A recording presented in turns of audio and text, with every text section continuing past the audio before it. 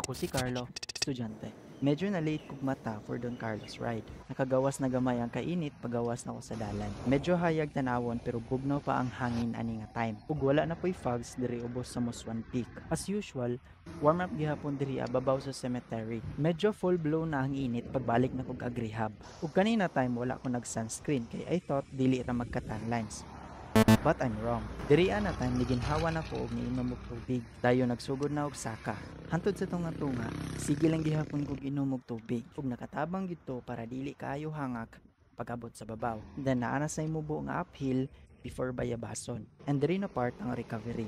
Tama ni siya sa panadtalan. After diri ang tulay, wala na ko'y sakyanan nga nasugatan. Hantod mahuman ang recovery. Dool na ni sa Maramag City Hall. And nag-fuel laps ko diri.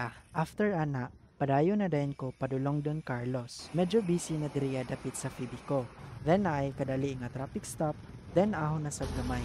6 more kilometers for Don Carlos. And diri sa Camp 1, turn left for Davao.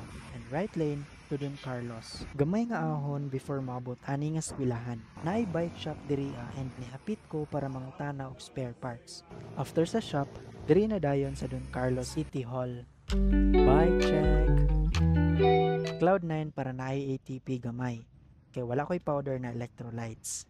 After 30 minutes, ibalik na dayon ko Muswan.